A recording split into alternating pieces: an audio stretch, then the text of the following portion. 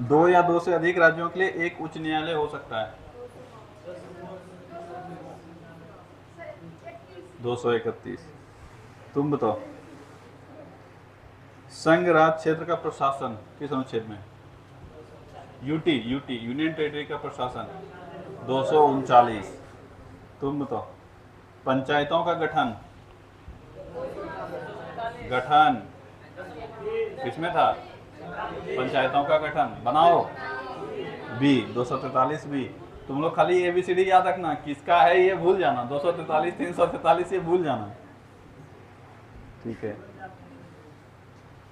राज्यसभा विशेष बहुमत द्वारा, तुम बताओ, राज्यसभा विशेष बहुमत द्वारा, तुमसे पूछे थे,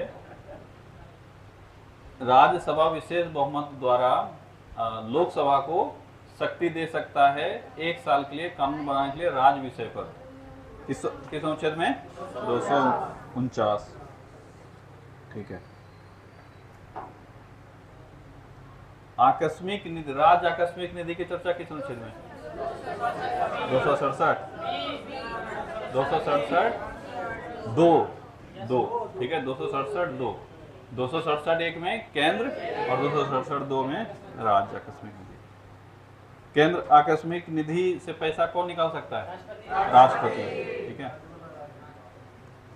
और राज्य वाला राज्यपाल। राष्ट्रपति अगर परमिशन दे तो जो वित्त सचिव होता है वो भी निकाल सकता है, लेकिन राष्ट्रपति के परमिशन से। ठीक है। चलो आज हम लोग आगे बढ़ेंगे उसमें, और आज बहुत ज़्यादा इम्पोर्टेंट नहीं है, कुछ कुछ है। ठीक है। उसके अलावे आज कम ही याद करना है, अब बहुत ज़्यादा याद नहीं करना है। ठीक है, लेकिन हाँ पढ़ना है। हमसे जो एग्जाम में ज़्यादातर पूछे जाते हैं, अभी कौन सा भाग चल रहा है? भाग 12। भाग 12 में जो पूछे जाते हैं वो लगभग चीज़ पढ़ चुके हो। ठीक है, एक दो चीज़ और है जिसको पढ़ना है, उसके बाद भाग 12 खत्म हो जाएगा। भाग 13 तुमसे एग्जाम में पूछा नहीं जाता है, आज तक शायद ही कहीं कोई क्वेश्चन देखे होंगे। ठीक है, तो भाग 13 हम लोगों को पढ़ना नहीं है, उसके बाद भाग 14 पढ़ना है। तो भाग 13 पहले जो जो बचा हुआ है वो खत्म कर लेते हैं। ठीक है। पहला दिख रहा है, ऐसे शुल्क जो केंद्र द्वारा लगाए जाते हैं परंतु राज्य द्वारा संग्रहित किए जाते हैं। अभी हम लोग कहां तक खत्म किए थे? 267 तक। कहां तक किए थे? 267। यहां से लेकर अब 293 तक टैक्स के बारे में। किसके बारे में? टैक्स के बारे में। 268 से लेकर 293 तक टैक्स केंद्र और राज्य कैसे कलेक्ट करेगा, कैसे वितरण करेगा, इसकी चर्चा है। और इस क्षेत्र से क्वेश्चन काफी कम आते हैं। एक ही क्वेश्चन अभी भी बार बार तुमसे पूछा जाता है, क्योंकि वो न्यू आया है, वो है जीएसटी। क्या है? जीएसटी। तो जीएसटी के बारे में पूछा जाता है, जीएसटी के बारे में अलग से हम लोग पढ़ लेंगे, कहानी हमारा खत्म हो जाएगा। बस पढ़ने के लिए पढ़ेंगे, क्योंकि एक दो बार क्वेश्चन यहाँ से आया हुआ है, सब हम लोग नहीं पढ़ेंगे। ठीक है। पहला है, ऐसे शुल्क जो केंद्र द्वारा लगाए जाते हैं परंतु किसके द्वारा कलेक्ट किए जाते हैं? राज्य के द्वारा कलेक्ट किए जाते हैं। ये कहा गया 268 में। किसमें कहा गया है? 268। ध्यान दोगे, ऐसे शुल्क, ऐसे कर जो केंद्र के द्वारा लगाए जाते हैं पर कलेक्ट कौन करता है? राज्य। मतलब ये समझ में आया क्या है? वो किस सूची का विषय है? अगर ये पूछा जाए तो केंद्र सूची का। किसका है? केंद्र सूची का। मतलब उन विषयों पर टैक्स लगाने का अधिकार किसका है? केंद्र का। लेकिन वो अधिकार दे दिया है टैक्स कलेक्ट करने का, किसको? राज्य को। वही कहा गया है कि ऐसे शुल्क जो केंद्र द्वारा लगाए जाते हैं परंतु राज्य द्वारा संग्रहित किए जाते हैं, इसको किस में रखा गया है? इसको रखा गया 268। इसमें क्या आता है? इसमें आता है नशीली दवाओं का जो व्यापार होता है, या सौंदर्य सामान जो होता है, मतलब जितना भी कॉस्मेटिक्स सब देख रहे हो, ये सब जो होता है, ये सब टैक्स इस पर फिक्स कौन करता है? केंद्र सरकार। पर कलेक्ट कौन करता है? राज्य सरकार। इसके अलावे तुम्हारे जो टॉयलेट सामग्रियां होती है, ठीक है, टॉयलेट सामग्री, टॉयलेट करने मतलब जो क्या, कमोड, हाँ, सफाई वगैरह करने के लिए, क्योंकि उसमें हम लोग इस्तेमाल करते हैं ना एसिड वगैरह, ये सब जो इस्तेमाल करते हैं। ठीक है, तो ये सब भी टैक्स कौन लगाता है इन सब चीजों पर? केंद्र सरकार। पर कलेक्ट कौन करती है? राज्य सरकार। तो याद रखोगे ये सब कहां वर्णित है? 268 में। ठीक है। अगला है, संघ द्वारा लगाए गए और संग्रहित किए गए परंतु राज्यों को सौंपे गए कर। अब ये क्या है? वैसे टैक्स जो संघ के द्वारा लगाया जाता है और संघ के द्वारा ही कलेक्ट किया जाता है, पर यह पैसा वापस किसको दे दिया जाता है? राज्य को। इसकी चर्चा है 269 में। किसमें है? 269। पहले ही बता दिए हैं कि 268 से लेकर 293 तक किसका चर्चा करेगा? टैक्स का चर्चा करेगा। ठीक है, इसलिए बहुत ज्यादा कॉम्प्लिकेशन में फंसना नहीं है, बस हल्का हल्का पढ़ के निकलना है जो एग्जाम में क्वेश्चन आता है। पहला स्टेटमेंट याद रखोगे, वैसे टैक्स जो संघ के द्वारा लगाए गए हैं पर राज्यों के द्वारा संग्रहित हैं, किसमें? 268। सब पढ़ लोगे दिमाग खराब हो जाएगा, इसलिए जो जो बोल रहे हैं सिर्फ वही याद रखना है, तब मिक्स कर दोगे कुछ भी याद नहीं आएगा। एग्जाम में यही पूछा जाएगा कि संघ के द्वारा लगाया गया, राज्य के द्वारा कलेक्ट किया गया, चर्चा किसमें है? 268। ठीक है, ऐसा टैक्स जो संघ के द्वारा लगाया जाता है, संघ के द्वारा ही कलेक्ट किया जाता है परंतु राज्य को दे दिया जाता है, 269। किसमें है? 269। और अगला है 269A। क्या है? 269A। इसमें है जीएसटी का चर्चा। किसका चर्चा है? GST, IGST। वैसा उस जगह पर जीएसटी का चर्चा किया गया है जब व्यापार दो राज्यों के बीच होगा। ठीक है, दो राज्यों के जीएसटी के बारे में अलग से क्लास लेंगे, वहां सब चीज बताएंगे जीएसटी के बारे में। अभी सिर्फ हम संवैधानिक पहलू से जीएसटी के बारे में 2-3 बात बता देंगे। इसके अलावा जीएसटी कैसे क्या काम करता है, कितना टैक्स है, ये सब अलग से क्लास लेंगे, उसमें सब चीज बताएंगे। ठीक है, जीएसटी तुम देखोगे अलग अलग जीएसटी होता है, राज्य में अलग लगेगा, केंद्र में अलग लगेगा, कैसे क्या होता है ये सब हम लोग चर्चा करेंगे।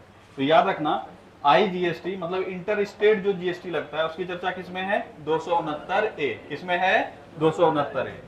अंतरराज्य व्यापार व वाणिज्य जीएसटी। समझ में आया? दो राज्यों के बीच, अंतरराज्य का मतलब क्या हुआ? दो राज्यों के बीच।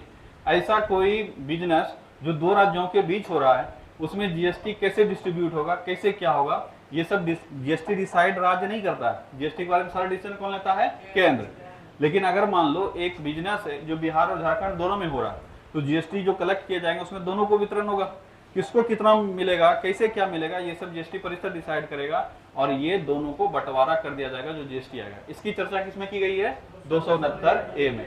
तो ध्यान दोगे, इंटर स्टेट, बस इतना ही याद रखना है, इंटर स्टेट जीएसटी की चर्चा, इंटर स्टेट जीएसटी की चर्चा किसमें? 269A में। इंटर स्टेट मतलब अंतरराज्य, दो राज्य के बीच में या दो से अधिक राज्यों के बीच में जो बिजनेस होगा उस पर जो जीएसटी लगेगा उसकी चर्चा 269A। ठीक है, इससे पहले हम लोग जीएसटी पढ़े हुए थे 246A। जीएसटी से सारा याद रखना अच्छे से। जीएसटी किसमें पहली बार आया? तो जीएसटी की चर्चा किसमें? 246A। अंतरराज्यीय जीएसटी की चर्चा किसमें? 269A।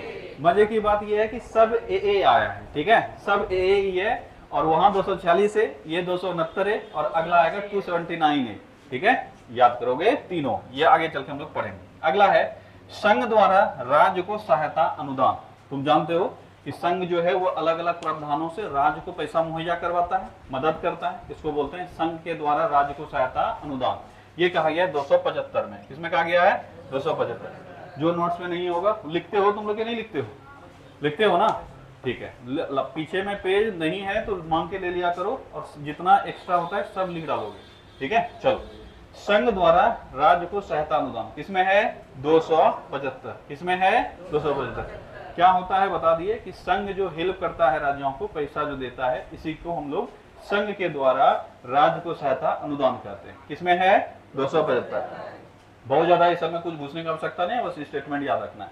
अगला है जीएसटी परिषद, बहुत अच्छे से याद रखना। किसमें है जीएसटी परिषद? 279A। इसमें है 279A, 279A। ठीक है, तो जीएसटी संबंधित 3 अनुच्छेद, ये तुम्हारे लिए काफी इंपॉर्टेंट हो गया। कौन कौन सा? 246 है, 269 है और 279 है। ये 3 अनुच्छेद है जो जीएसटी संबंधित है, दोनों याद रखोगे। तीनों में अलग अलग चीजें है। ठीक है, पहले जीएसटी की चर्चा 246 है, जीएसटी की चर्चा 246 है। IGST 269, 269। ठीक है, 269 है। ठीक है, और जीएसटी परिषद 279 है। अब बोलोगे ये सब है क्या? जीएसटी तो समझ में आ गया ना क्या है? अभी समझाएंगे जब क्लास लेंगे, तो सिर्फ इतना जान लो कि जितने भी हमारे यहाँ पर किस प्रकार के टैक्स, 2 प्रकार के टैक्स लगते हैं, प्रत्यक्ष और अप्रत्यक्ष। कितने कर लगते हैं? 2 प्रकार के, प्रत्यक्ष और अप्रत्यक्ष। कौन सा जीएसटी बनाया गया? प्रत्यक्ष वाला या अप्रत्यक्ष वाला? अप्रत्यक्ष वाला। जितने भी अप्रत्यक्ष कर लगते थे उसको सबको मिलाकर एक टैक्स कर दिया जिसको कहते हैं जीएसटी। क्या कहते हैं? फुल फॉर्म क्या होता है? Goods and services tax. ठीक है, जीएसटी। अब ये बोलोगे प्रत्यक्ष और अप्रत्यक्ष कर क्या होता है? अगर हम डायरेक्टली किसी चीज के लिए टैक्स चुका देते हैं जिसको कहते हैं प्रत्यक्ष, जैसे इनकम टैक्स लगता है ना, जैसे मान लो मेरा इनकम 20 रुपए है, उसमें हम 2 रुपए टैक्स देते हैं, तो डायरेक्ट मेरा इनकम देख के टैक्स ले लिया हमसे, ये डायरेक्ट ले लिया, ठीक है, इसमें कोई किंतु परंतु लगा क्या, नहीं, तो इसको कहते हैं डायरेक्ट टैक्स। लेकिन ऐसा कोई टैक्स जो तुमसे डायरेक्टली नहीं लिया गया, जैसे मान लो हम एक पेपर खरीदते हैं, उस पेपर पर टैक्स लगा हुआ है, पर क्या हम मतलब जो पहली बार पेपर परचेज किया होगा होलसेलर वाला लिया होगा कंपनी से, पहले कंपनी बनाया पेपर को, कंपनी से कौन खरीदा, होलसेलर, होलसेलर से कौन खरीदा, रिटेलर, और रिटेलर से कौन खरीदा, हम लोग खरीदे। यानी डायरेक्टली टैक्स हमको देना था सरकार को, पर हम क्या सरकार को डायरेक्ट टैक्स दिए, एक दूसरे से होकर गया, टैक्स कोई नहीं दिया इसमें, ना तो कंपनी दिया, ना होलसेलर दिया, ना रिटेलर दिया, टैक्स कौन दिए, हम। अब बोलोगे ये कैसे हुआ, कंपनी को 10 रुपए पड़ता है एक पेपर का दाम मान लो, पर उसे 1 रुपए टैक्स लिया, तो कंपनी अपना दाम कितना कर दिया, 11 रुपए, ठीक है। अब यही दाम आगे बढ़ता जाएगा और तुम इसको मान लो आते आते तुम 18 रुपए में खरीदा, सबको बेनिफिट देने के बाद 1 रुपए जो टैक्स लगा था वो भी कौन दिया, तुम ही दिया। तो क्या तुम डायरेक्टली सरकार को टैक्स दिया क्या, नहीं। ऐसे जितने भी कर होते हैं इन सभी को कहते हैं इनडायरेक्ट टैक्स। ये तो एक एग्जांपल बताया, ये सभी क्या हो जाएंगे, इनडायरेक्ट टैक्स। तो जितने भी इनडायरेक्ट टैक्स थे सभी को मिलाकर क्या कर दिया गया, एक टैक्स, जिसको कहते हैं जीएसटी, ठीक है। किस अनुच्छेद में जोड़ा गया, 246A में, किसमें जोड़ा गया, 246A। दो राज्यों के बीच में अगर व्यापार हो रहा है तो उस पर जो जीएसटी का चर्चा किया गया किसमें, 269A और जीएसटी परिषद। अब बोलोगे ये क्या है, एक काउंसिल बनाया गया, ठीक है, और वही डिसाइड करेगा कि जीएसटी कैसे क्या होगा, नहीं होगा, कैसे जीएसटी रेट क्या लगाना है। अभी हमारे यहाँ टोटल 5 प्रकार के जीएसटी है, 0% हटा दोगे तो 4 प्रकार, ठीक है। कुछ ऐसे भी चीजें हैं जिस पर 0% टैक्स लगा हुआ है तो उसको हम लोग कैलकुलेट नहीं करते हैं, तो टोटल 4 प्रकार के टैक्स हैं। कितने, 4 प्रकार के। कौन कौन सा है, 5, 12, 18 और 28, 5, 12, 18 और 28। तो ये कौन तय करता है, ये जीएसटी परिषद करता है। कौन करता है, जीएसटी परिषद। इसका अपना मीटिंग होते रहता है, उसमें डिस्कशन कर चलते रहेगा। वर्तमान में जीएसटी परिषद में 33 सदस्य हैं। कितने सदस्य हैं, 33 सदस्य। और इसमें मोस्ट प्रोबेबली तुम्हारे फाइनेंस मिनिस्टर और जितने भी राज्य यूटी है सभी के फाइनेंस मिनिस्टर ये सब शामिल होते हैं और ये सब डिस्कस करते हैं। तो ये जीएसटी परिषद जो हुआ इसकी चर्चा किसमें है, 279 है। क्या ये तीनों अनुच्छेद याद हो गया, जीएसटी संबंधित कितना अनुच्छेद पढ़ोगे, 3, पहला 246 से। देखो क्वेश्चन कैसे पूछेगा, जीएसटी की चर्चा किस अनुच्छेद में, 246 से। जीएसटी परिषद की चर्चा किस में है, 279A। अगर पूछा जाए अंतरराज्यीय व्यापार के लिए जीएसटी, 269A। क्या तीनों याद हो गया जीएसटी के बारे में, या ये तीनों अनुच्छेद जो है, ध्यान देना, तीनों अनुच्छेद के बारे में या जीएसटी के बारे में तुमसे पूछा जाएगा किस संविधान, क्योंकि बाद में जोड़ा गया ना, ये सब ए जो जोड़ा गया सब बाद में जोड़ा गया। अगर तुमसे पूछा जाए किस संशोधन में जोड़ा गया तो 101वां संविधान संशोधन। किस संविधान संशोधन में, 101वां संविधान संशोधन 2016, 101वां संविधान संशोधन 2016। जीएसटी लागू कब से हुआ, ये हो गया 1 जुलाई 2017 से। कब से, 1 जुलाई 2017। ये जीएसटी के बारे में एकदम मतलब क्या बोल सकते हो, क्रीम फैक्ट है जो कि हमेशा तुमको याद रखना चाहिए कि जीएसटी कब लागू हुआ, 1 जुलाई 2017। जीएसटी के लिए जो बिल लाया गया था, अभी जब आगे चल के संशोधन पढ़ाएंगे वहां बताएंगे कि मान लो हम एक बिल लाए, क्या ये बिल कानून बन जाएगा, इसका कोई गारंटी है क्या, नहीं है, ठीक है। मान लो हम एक बिल लाए किसी भी मैटर को लेकर, ठीक है, कोई भी कानून बनाना है, ये बिल लाए कहीं पर, अगर ये लोकसभा, राज्यसभा और राष्ट्रपति तीनों द्वारा पारित हो गया तभी ये कानून बनेगा, नहीं तो वो बिल ही रह जाएगा। लेकिन नंबर तो लिखा गया ना, जैसे मान लो पहला बिल आया हो गया, दूसरा बिल आया होगा, तीसरा लाया हो गया, चौथा लाया गया, पहला पारित हो गया, दूसरा पारित नहीं हुआ, तीसरा पारित नहीं हुआ और चौथा पारित हो गया, तो बिल का क्रमांक कितना पहुंच गया, 4। बिल का क्रमांक कितना पहुंच गया, 4। लेकिन कानून कितना बना, 2, पहला और दूसरा। यही हम लोगों को 2 चीज पूछा जाता है संशोधन जब भी आता है। ध्यान देना, बहुत बारीकी से ये सब क्वेश्चन करना पड़ता है, नहीं तो ये सब पढ़ा हुआ बच्चा गलती करके आता है। हम लोग 2 चीज याद रखते हैं और सामान्यतः जो आउटडेटेड चीज होता है उसका हम लोग बिल याद नहीं रखते हैं। जो करंट में भी साल 2 साल में इसका हम लोग बिल और संशोधन अधिनियम दोनों याद रखते हैं। क्या हुआ ये, अगर ये पहला बिल आया था पारित हो गया तो बिल का क्रमांक भी 1 और संशोधन अधिनियम भी 1, ठीक है। लेकिन दूसरा वाला बिल का क्रमांक 2, लेकिन ये पारित नहीं हुआ, खत्म हो गया। बिल का क्रमांक 3 पारित नहीं हुआ, बिल का क्रमांक 4 ये पारित हो गया, संशोधन अधिनियम 2, क्या हो जाएगा ये संशोधन अधिनियम 2, क्योंकि पहला ये था दूसरा ये। समझ में आया। वैसे ही ये कितनवां संशोधन है, 101वां। लेकिन ये जो बिल था ये था 122वां बिल। कितनवां बिल था, क्या ये समझ में आया। इस चीज को समझाने के लिए हमको ये सब बकवास करना पड़ा। क्या ये समझ में आया, जीएसटी से रिलेटेड ये 3-4 अभी बताएंगे जब संशोधन बताएंगे। आखिरी वाला जो 5-6 है ना, इसका बिल और तुम्हारा संशोधन दोनों याद रखना है कि एक्चुअल में ये बिल पारित कब हो गया और संशोधन में कितनवा बना, कितनवा अधिनियम बना और कितनवा ये बिल था। यानी बिल और एक्ट ये दो चीज होता है। तो ये एक्ट कितनवा है 101वां, ठीक है 101वां एक्ट। लेकिन ये बिल कितनवा था 122वां, कितनवा था 122वां। क्या ये दोनों बात समझ में आ गया? यानी बीच में अगर देखोगे तुमसे अगर पूछा जाए कि अब तक कितने ऐसे बिल थे जो पारित नहीं हुए थे, कितने ऐसे 21 बिल, ठीक है 1 से लेकर 122 तक अगर जाओगे तो 21 बिल पारित नहीं हुआ, तभी तो इसका क्रमांक 101वां हुआ। क्लियर है यहाँ तक? किसी को दिक्कत? तो फिर से रिपीट करो।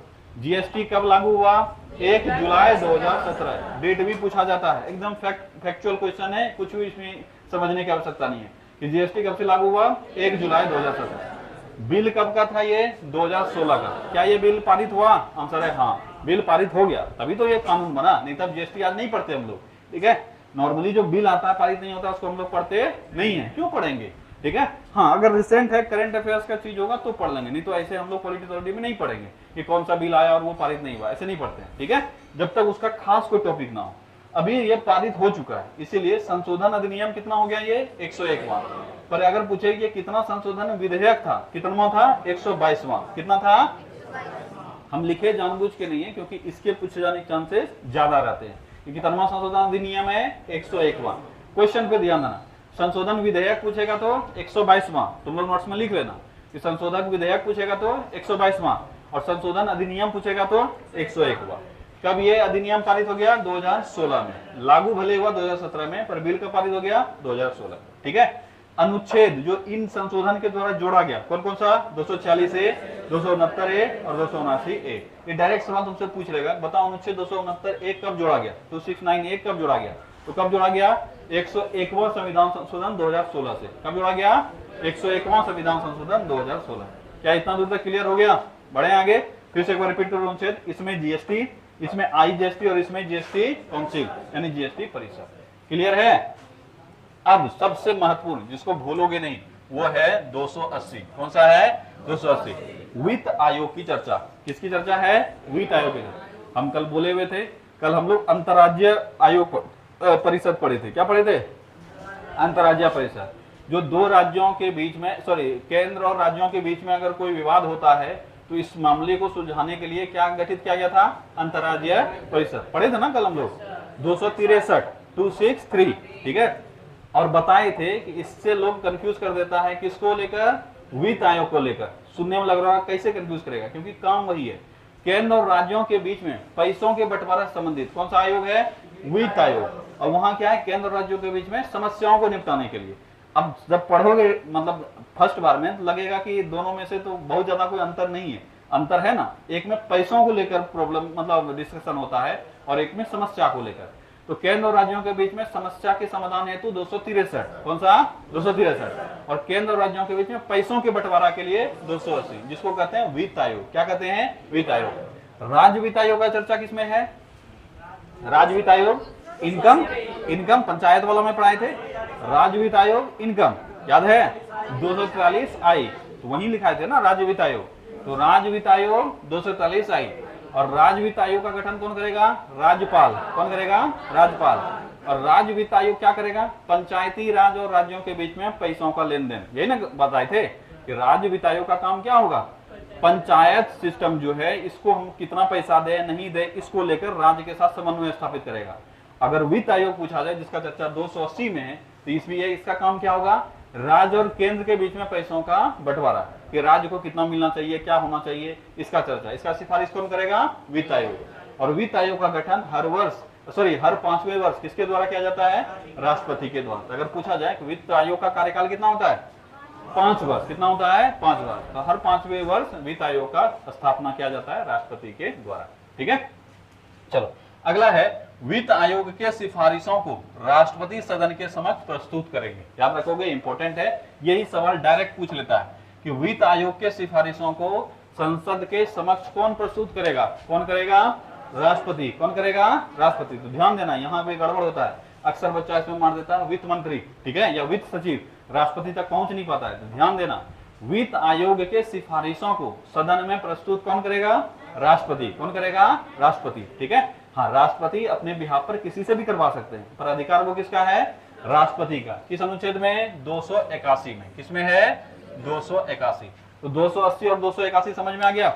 याद एकदम 100% रखना है 280 और 281 से। ये पॉइंट कई बार पूछा गया कि वित्त आयोग की सिफारिशों को सदन के समक्ष कौन प्रस्तुत करता है? कौन करता है? राष्ट्रपति। वित्त आयोग की चर्चा किसमें है? 280। वित्त आयोग की चर्चा 280, ठीक है। अब अगला जो है ये है संपत्ति का अधिकार। इसका चर्चा हम पहले भी कर चुके हैं कि वर्तमान में संपत्ति का अधिकार मौलिक अधिकार नहीं है। मूल संविधान में संपत्ति का अधिकार मौलिक अधिकार था। मौलिक अधिकार की चर्चा किस भाग में की गई है? रुको, भाग 1 कौन बोला? हाँ, वही तो बीच में बोला 1, ठीक है। भाग 3 किसमें है? भाग 3। उसी में अनुच्छेद 2 है जो कि संपत्ति से संबंधित था। कौन? 19F। कौन था? 19F और अनुच्छेद 31 जो संपत्ति को मौलिक अधिकार के रूप में बताता था। इसको संशोधित कर दिया गया, इसको निरस्त कर दिया गया 19F और 31 को, और संपत्ति के अधिकार को क्या बना दिया गया? कानूनी अधिकार। किस वर्ष बना दिया गया? 76 या 78? कितना आदमी 78 के साथ हो? पक्का? पक्का? पक्का? अब बाकी का क्या है? 76 पूछेंगे तो उसमें भी आपका नहीं होगा, मतलब हम है ही नहीं, 0 पे हैं। कितना आदमी का आंसर 76 है? देखो, बोले किसी का नहीं है। तुम लोग का क्या हाल चाल है जी? अभी भी संपत्ति का अधिकार मौलिक अधिकार है? काहे नहीं पढ़ी? कितना बढ़िया से इसको याद रखवाए हैं और बोले हैं एग्जाम में पूछा जाता है कि संपत्ति का अधिकार मौलिक अधिकार नहीं है, ठीक है। ये 44वें संविधान संशोधन के तहत 1978 में इसको मौलिक अधिकार से हटाकर कहां रख दिया गया? 300 को में रख दिया गया। कहां रख दिया गया? 300 को 300A वहां रख दिया गया और कह दिया गया कि संपत्ति का अधिकार मौलिक अधिकार नहीं बल्कि कानूनी अधिकार है, ठीक है। इसमें बताए हुए थे तुम लोगों को कि 2 चीज है, एक है मौलिक कर्तव्य जोड़ा गया है और एक है अधिकार हटाया गया है। तो बताए थे कि पहले कर्तव्य आता है उसके बाद अधिकार हटता है, ठीक है। या पहले कर्तव्य आएगा फिर आना भी है तो वही हो जाएगा। पहले तुम बाने पर पोस्ट पे आओगे तभी तो अधिकार भी आएगा। तो कुछ भी हो जाए, तुमको सिर्फ क्रम याद करना था। तो पहले क्या हुआ है? कर्तव्य और बाद में अधिकार, ठीक है। इस तरह से 42वें संविधान संशोधन में कर्तव्य जोड़ा गया और 44वें संविधान संशोधन में अधिकार हटाया गया, ठीक है। और ये कंफ्यूजन हमेशा बना रहेगा अगर क्लियर नहीं करोगे तो वही 44वें संविधान संशोधन के तहत एक नया अनुच्छेद जोड़ा गया। क्या? कौन सा अनुच्छेद? 300A या 300 का क, और इसमें संपत्ति के अधिकार को कानूनी अधिकार के रूप में लिख दिया गया। याद रखोगे कब? 44वें संविधान संशोधन 1978, ठीक है, याद रखोगे, ठीक है। तो वर्तमान में संपत्ति का अधिकार क्या है? कानूनी अधिकार। ये डायरेक्ट सवाल कई बार पूछा जाता है कि संपत्ति का अधिकार कैसा अधिकार है? कानूनी अधिकार। किस अनुच्छेद के तहत? 300A के तहत। और यहाँ पे तुम्हारा भाग 12 होता है कंप्लीट। भाग 12 हम लोग कहां से कहां तक पढ़े थे? 263 से लेकर 264 से लेकर 300 के को तक, ठीक है। तो भाग 12 होता है कंप्लीट, ठीक है। चलो फिर से एक बार रिपीट करो। ऐसा टेक्स्ट जितना पढ़ा रहे हैं सिर्फ इतना ही रखना दिमाग में। एक्स्ट्रा क्वेश्चन किसी का भी आ रहा है खुद बुद्धि शांत कर लो, ठीक है। सिर्फ इतना याद रखने का प्रयास करोगे जितना हम बोल रहे हैं, नहीं तो मिक्स कर दोगे कुछ भी याद नहीं रहेगा। वैसा टेक्स्ट जो केंद्र के द्वारा लगाया गया है और राज्य के द्वारा कलेक्ट किया गया है 268। किसमें है? 268। वैसा टैक्स जो केंद्र के द्वारा लगाया गया है, केंद्र के द्वारा ही कलेक्ट किया गया है परंतु राज्य को दे दिया गया है 269, ठीक है। 2 राज्यों के बीच में अगर व्यापार हो रहा है उस पर जो जीएसटी का चर्चा होगा किसमें? 269A, ठीक है। संघ राज्यों को जो सहायता अनुदान देता है उसकी चर्चा 275। जीएसटी परिषद की चर्चा 279A 279A में किया गया है, ठीक है। वित्त आयोग की चर्चा 280। वित्त आयोग की चर्चा 280। वित्त आयोग का सिफारिश सदन के समक्ष कौन प्रस्तुत करेगा? राष्ट्रपति। किस अनुच्छेद के तहत? 281 के तहत।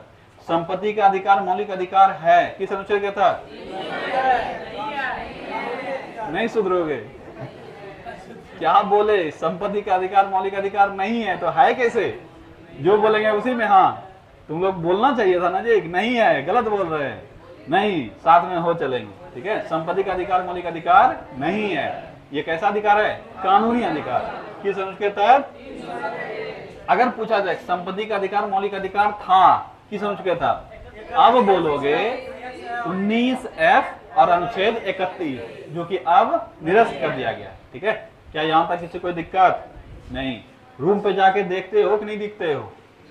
देखते हो। अब हमको एक पन्ना में तुम लोग अनुच्छेद जो जो हम बोलेंगे अलग से, उसका एक नंबर खाली अनुच्छेद लिखकर हमको दूसरे दिन दिखाना कि याद हुआ है, कितना हुआ है, नहीं हुआ है। नहीं समझ में आया? हम बोलेंगे अनुच्छेद 1, 4, 5, 8 यही लिखोगे सिर्फ पेज में, और उसी से रिवीजन करोगे पर डे, और हमको बताओगे कि हमको इसमें यहाँ तक याद हुआ है, ये याद नहीं हुआ है।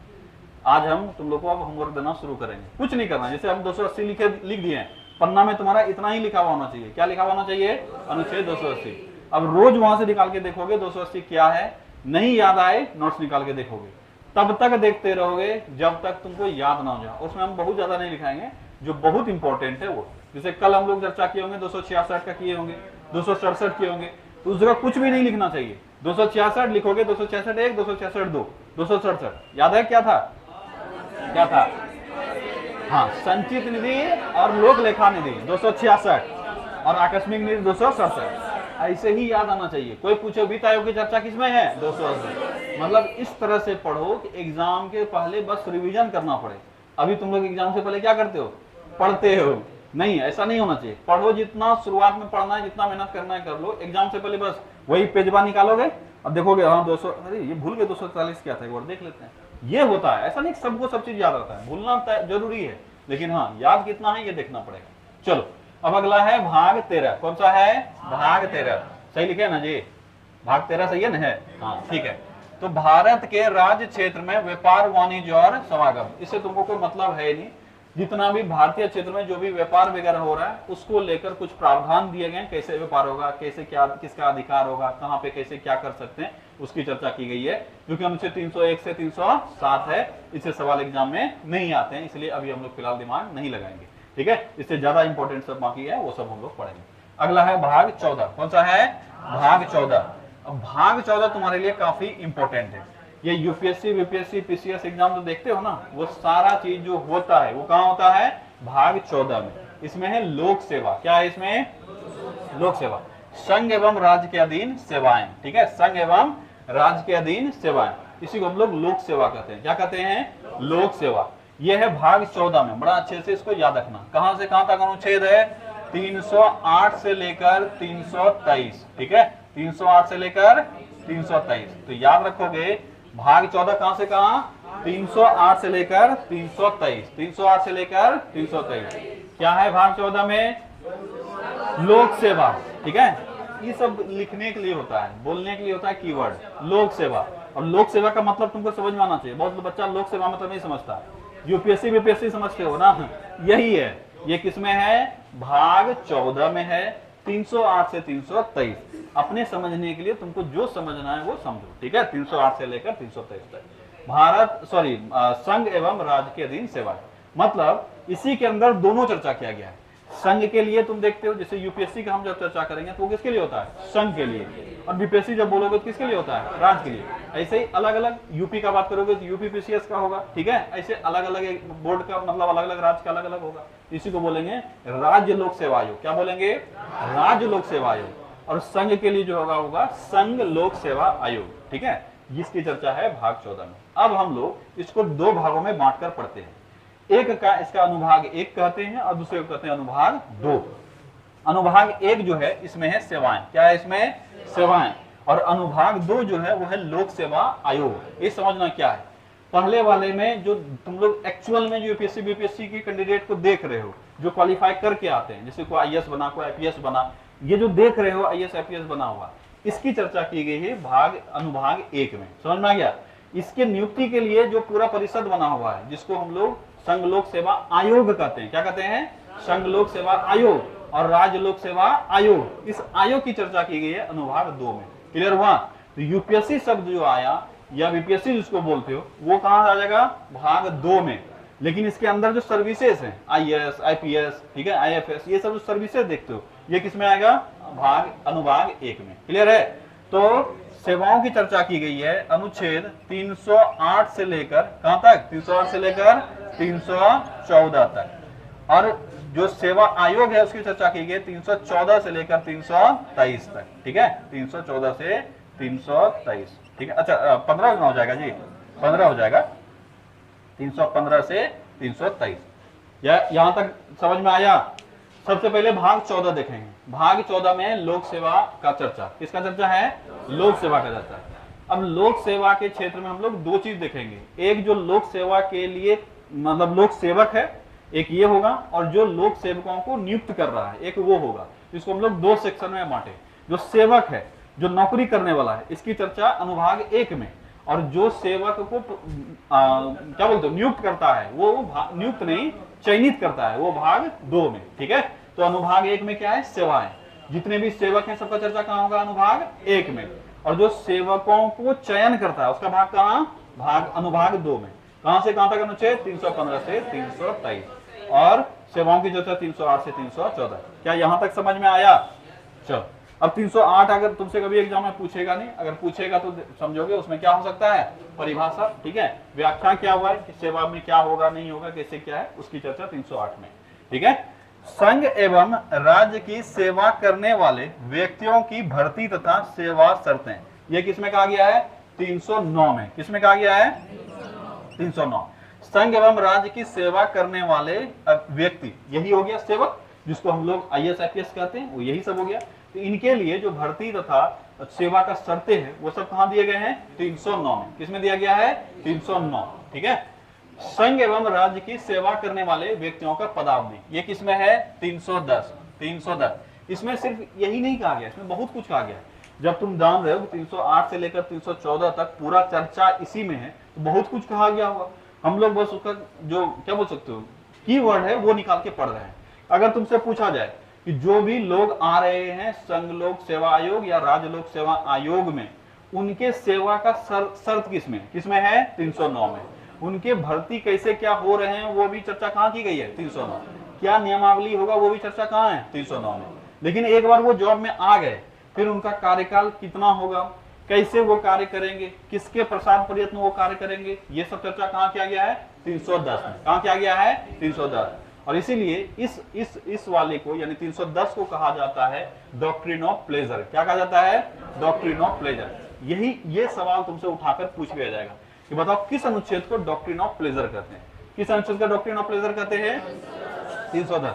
किसके लिए सब चर्चा आ रहा है, लोक सेवा सेवकों के लिए, लोक सेवकों के लिए। किसके लिए चर्चा हो रहा है, लोक सेवक। अब कई बार तुम सुना होगा जो भी सेवक नियुक्त होते हैं, जैसे मान लो कोई IAS ऑफिसर एक बार बन गया, तो तुम जितना आसानी से तुम देख रहे हो वो बन गया, उसको जब चाहे तब हटा देंगे, ये संभव नहीं है।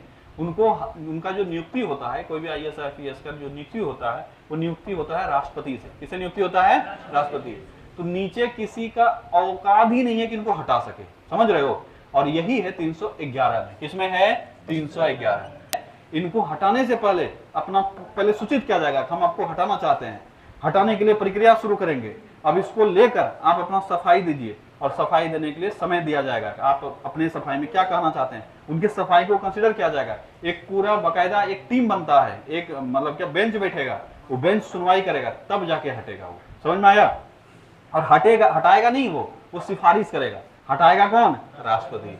तो इसमें 311 में साफ साफ कहा गया है कि जो लोक सेवक होंगे, जो नियुक्त किया है, उससे निचला अधिकारी उनको हटा नहीं सकता है। लेकिन इस बीच में जो प्रक्रिया चलेगा उसमें भी उनको जवाब देने का यानी सुनवाई का अधिकार है। क्या है, सुनवाई का अधिकार।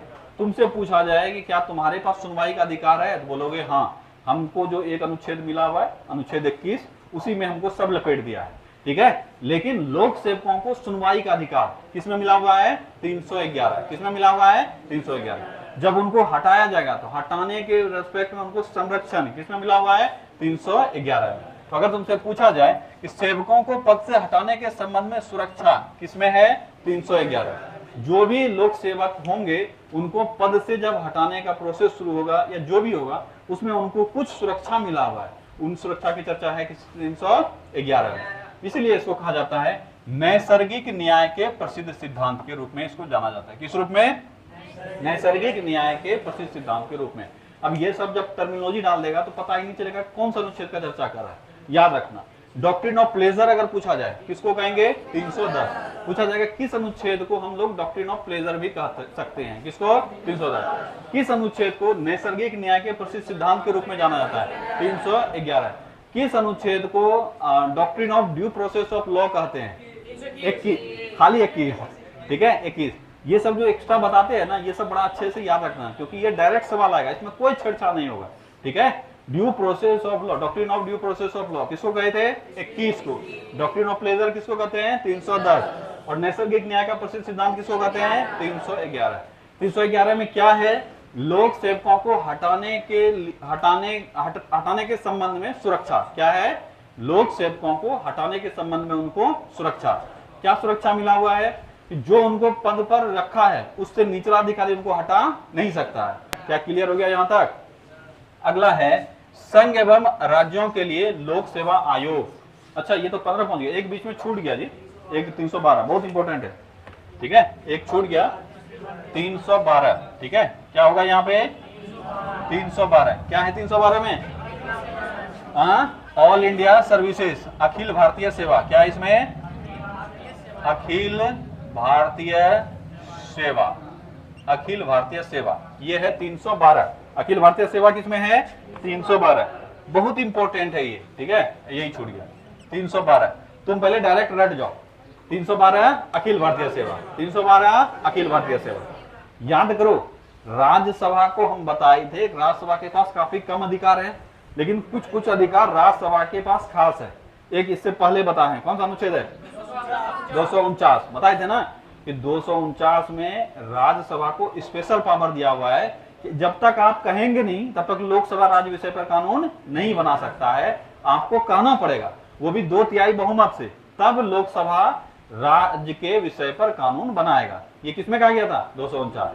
क्या ये राज्यसभा का विशेषाधिकार है? बोलोगे हाँ, राज्यसभा का विशेषाधिकार है।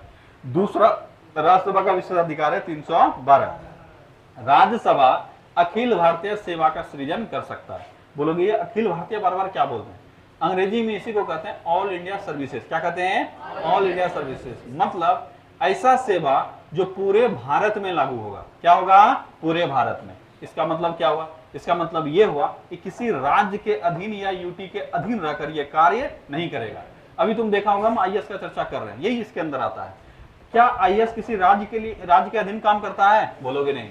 एक आईएएस राज्य में कहीं पर भी नियुक्त होता है और जिस भी राज्य में जाएगा उसको सैलरी तो वही राज्य देगा, पर वह राज्य के अधीन होगा नहीं। वो किसका अधीन होता है? केंद्र का। किसके अधीन होता है? केंद्र के अधीन, राष्ट्रपति के अधीन। इस साथ कल शेर में तुम्हारा क्वेश्चन आया था, ठीक है, ये अखिल भारतीय संघीय व्यवस्था और एकात्मक व्यवस्था से रिलेटेड शायद कुछ क्वेश्चन था, ठीक है। जो अखिल भारतीय सेवा है यह क्या किसका खासियत है? संघीय व्यवस्था का या एकात्मक व्यवस्था का? बोलोगे एकात्मक व्यवस्था का। किसका व्यवस्था है? एकात्मक। एकात्मक और संघात्मक ये पढ़ाएंगे अभी आगे चल के, अब तो चैप्टर ही शुरू होगा तुम लोग का। संघात्मक व्यवस्था का मतलब हुआ शक्तियों का विभाजन। संघात्मक का मतलब क्या हुआ? शक्तियों का विभाजन। मतलब केंद्र अपने पास कुछ शक्ति रखा और राज्य को शक्ति दे दिया। जब शक्तियों का विभाजन होगा तो क्या कहेंगे? संघात्मक व्यवस्था। क्या कहेंगे? संघात्मक व्यवस्था। लेकिन जब शक्ति एक जगह जाने लगेगा तो इसको क्या कहेंगे? एकात्मक व्यवस्था। तो जो देश होता है वो या तो संघात्मक व्यवस्था होता है या एकात्मक व्यवस्था होता है। लेकिन कुछ महान देश होता है जैसा कि भारत, जो ना तो संघात्मक होता है ना एकात्मक होता है, जहाँ पे संघात्मक एकात्मक होता है, ठीक है। तो हम लोग ना तो संघीय व्यवस्था रखते हैं ना एकात्मक व्यवस्था है, हम लोग क्या है? एकात्मक संघीय व्यवस्था। अब बोलोगे ऑल इंडिया सर्विसेज का मतलब क्या हो गया? केंद्र का आदमी राज्य में सर्विस कर रहा है, ठीक है। केंद्र का आदमी कहाँ सर्विस कर रहा है? राज्य में। तो क्या राज्य सरकार के अधिकार में हनन हुआ कि नहीं हुआ? अगर ये राज्य को रिपोर्ट करता तब ये राज्य के लिए अलग होता और केंद्र के लिए अलग होता, तब ये आ जाता संघात्मक व्यवस्था। पर क्या ऐसा होता है क्या? ये डायरेक्ट आदमी किसका है? केंद्र का, और नियुक्त कहाँ हो रहा है? राज्य में। ये एकात्मक व्यवस्था दिखा रहा है। क्या दिखा रहा है? एकात्मक व्यवस्था। क्या कुछ समझ में आया? इतना सा क्या बोले? आगे चल के जब इसका जब पढ़ाएंगे चैप्टर और एग्जाम्पल देंगे तब तुम लोग को और समझ में आएगा। तो याद रखना, कहाँ लिखे हैं? अखिल भारतीय सेवा, अखिल भारतीय सेवा, यह एकात्मक व्यवस्था का प्रावधान है। किसका प्रावधान है? एकात्मक व्यवस्था का प्रावधान है। किस अनुच्छेद में वर्णित है? 312। ये अखिल भारतीय सेवा सृजन करने का अधिकार किसके पास है? राज्यसभा के पास। याद रखोगे किसके पास अधिकार है?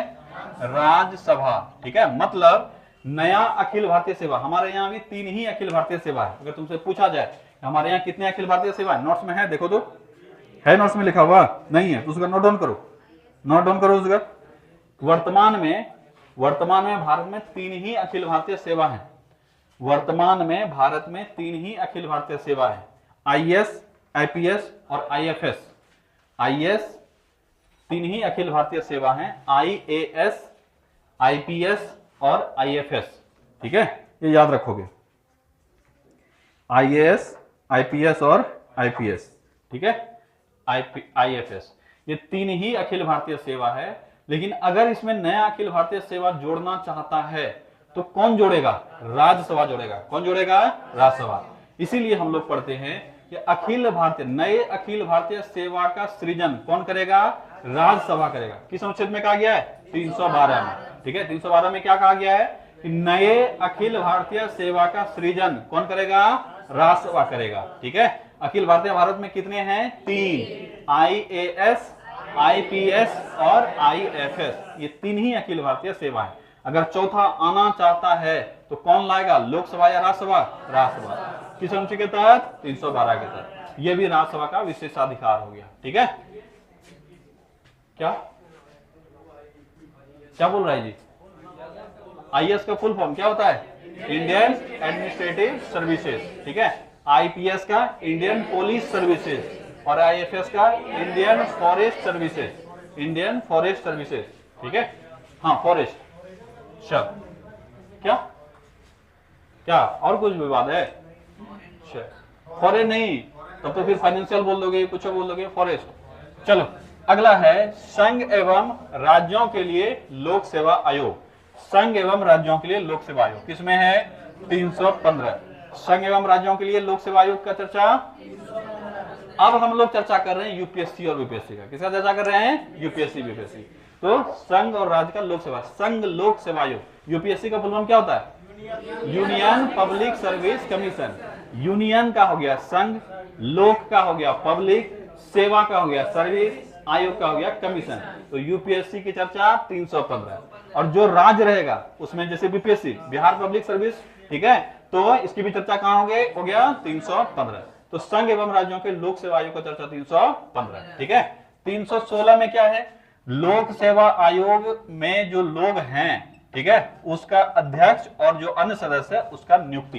ठीक है, लोक सेवा आयोग में जो लोग हैं मतलब एक अध्यक्ष होगा और अन्य सदस्य होंगे। अब याद रखोगे सारे राज्य अपने अलग अलग नंबर में सदस्य रखते हैं, तो राज्य का तुमको याद रखना है नहीं। केंद्र का भी ये संख्या बदल सकता है। ठीक है, प्रेसिडेंट जितना चाहे उतना रख सकता है। वर्तमान में टोटल 10 सदस्य हैं प्लस एक अध्यक्ष है। कितना है? 10 सदस्य और एक अध्यक्ष। ठीक है, यूपीएससी में टोटल सदस्य कितने हैं अभी? 10 और एक अध्यक्ष है। ठीक है, तो हम लोग इसको रखते नहीं है, ये पढ़ना नहीं है कि कितने हैं नहीं है। क्या इंक्लूडिंग अध्यक्ष है? नहीं, 10 सदस्य, 10 सदस्य, अध्यक्ष प्लस 10 सदस्य। ठीक है, तो संघ लोक सेवा आयोग के अध्यक्ष और अन्य की नियुक्ति।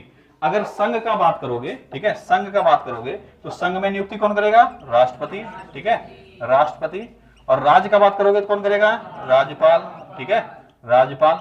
अब कंफ्यूज मत होना, आईएएस राज्य का चीज नहीं है, ये किसका चीज है? केंद्र का। ठीक है, आईएएस किसका चीज है? केंद्र का। ठीक है, तो हम लोग यहाँ पर आईएएस का चर्चा नहीं कर रहे हैं, आईएएस को जो बना रहा है उसका चर्चा करें, यानी यूपीएससी का चर्चा करें। आईएएस तक का चर्चा या पीसीएस तक का चर्चा कहां तक था? 314 तक ही। ठीक है, अब हम लोग यूपीएससी का चर्चा कर रहे हैं और बीपीएससी का चर्चा कर रहे हैं।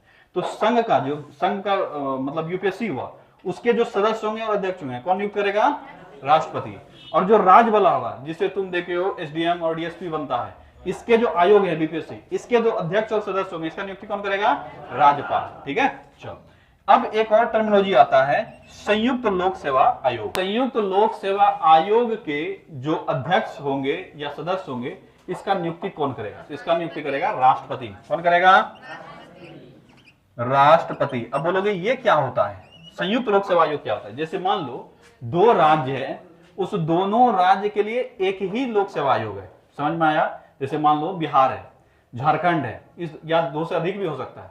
झारखंड का इतना औकात नहीं है कि वो अपना लोक सेवा आयोग चला सके, तो वो बोलेगा ठीक है हम जब तक अपना नहीं बनाते हैं तब तक बिहार वाला लोक सेवा आयोग ही हमारा काम करेगा। तो यहाँ बिहार और झारखंड दोनों के लिए क्या हो जाएगा, एक लोक सेवा आयोग। पर क्या बिहार के तहत वो आएगा या झारखंड के तहत आएगा, तो बोलोगे दोनों के तहत आएगा, एक के तहत नहीं आ सकता है। तो इसका नियुक्ति ना तो बिहार का राज्यपाल करेगा और ना ही झारखंड का राज्यपाल करेगा। इसके जो सदस्य होंगे और अध्यक्ष होंगे, इनका नियुक्ति कौन करेगा, राष्ट्रपति। कौन करेगा, राष्ट्रपति। ठीक है, इसी में इनका पदावधि का भी चर्चा किया गया है। संघ का जो लोक सेवा आयोग होगा उसके अध्यक्ष और सदस्य जो होंगे, इनका पदावधि कितना होगा, 6 वर्ष। ठीक है, 6 वर्ष या 65 वर्ष की उम्र। ठीक है, 65 वर्ष उम्र। ठीक है, और राज्य और संघ संयुक्त, राज्य और संयुक्त ये दोनों, क्योंकि दोनों राज्य का ही ना हुआ, संयुक्त भी तो राज्य का ही हुआ। तो इसके जो सदस्य होंगे और अध्यक्ष होंगे उनका या तो 6 वर्ष या 62 वर्ष की उम्र, 62 वर्ष की उम्र। ठीक है, ये होता है उनका कार्यकाल। ठीक है, फिर से पूरा चीज रिपीट करते हैं यहां से। संघ एवं राज्य के अधीन सेवाओं की चर्चा किस अनुच्छेद में है, 300 सॉरी भाग पूछे ना, भाग किसमें है, भाग 14। अनुच्छेद कहां से कहां तक, 308 से 323, 308 से 323। अभी और बाकी है, अभी और भी पढ़ना है, लेकिन आज नहीं, अब कल पढ़ेंगे। ठीक है, इस भाग को हम कितने भागों में बांटते हैं, 2 भाग, अनुभाग 1 और अनुभाग 2। अनुभाग 1 में है सेवाएं, अनुभाग 2 में है लोक सेवा आयोग। सेवाएं में क्या पढ़ते हैं हम लोग, जो सेवक नियुक्त हुए हैं, जो सरकारी नौकर हैं। एग्जाम्पल के लिए आईएएस, आईपीएस, डीएसपी, एसडीएम, ये सब जो पद हुआ, ये सब पद के बारे में चर्चा, यानी इनका जो सर्विस होगा उसके चर्चा कहां से कहां तक, 308 से 314। लेकिन इनको जो नियुक्त करने वाला अथॉरिटी है, जो आयोग है, उसकी चर्चा 315 से 323। ठीक है, 309 में क्या कहा गया है, संघ एवं राज्य की सेवा करने वाले व्यक्ति का क्या क्या बोला गया इसमें, व्यक्ति की भर्ती एवं सेवा शर्तें, 309। 310 में क्या है, संघ एवं राज्य की सेवा करने वाले व्यक्तियों की पदावधि। ठीक है, कौन तय करेगा, राष्ट्रपति या राज्यपाल। जनरली ये सर्विस होता है ना, सर्विस टेनर, लेकिन ये सर्विस टेनर में फाइनल साइन किसका होता है, राष्ट्रपति, या जो राज्य में है तो राज्यपाल और जो केंद्र में है तो राष्ट्रपति। इसलिए हम लोग कहते हैं ये राष्ट्रपति के प्रसाद प्रयत्न रहेगा या राज्यपाल के प्रसाद प्रयत्न रहेगा, क्योंकि बीच में तुम जानते हो कि इनको कभी भी हटाया जा सकता है इन लोगों के द्वारा। ठीक है, तो इसीलिए हम लोग कहते हैं कि इनके प्रसाद प्रयत्न रहता है। किस अनुच्छेद को डॉक्ट्रिन ऑफ प्लेजर कहते हैं, अनुच्छेद 310 को। सेवकों को पद से हटाने के रेस्पेक्ट में इनको सुरक्षा मिला हुआ है, किस अनुच्छेद में, 311। इसलिए इसको एक नाम दिया गया, नैसर्गिक न्याय के प्रसिद्ध सिद्धांत के रूप में जाना जाता है। ठीक है, अखिल भारतीय सेवा का सृजन इसमें है 312, अखिल भारतीय सेवा का सृजन 312। किसके पास ये अधिकार है, राज्यसभा के पास नए अखिल भारतीय सेवा का सृजन कर सकता है।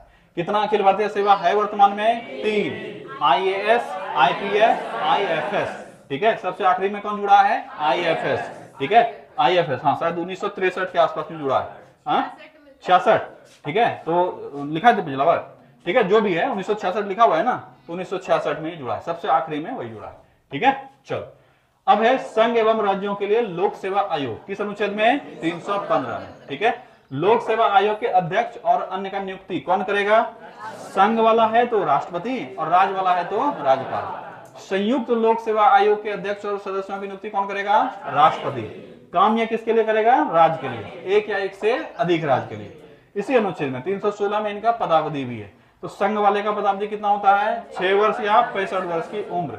राज्य और संयुक्त वाले के लिए 6 वर्ष या 62 वर्ष की उम्र। तो कोई दिक्कत बोलो नहीं। ठीक है, यूपीएससी में कितने सदस्य हैं अभी, हाँ 10 + 1, एक अध्यक्ष और 10 सदस्य। ठीक है, चलो।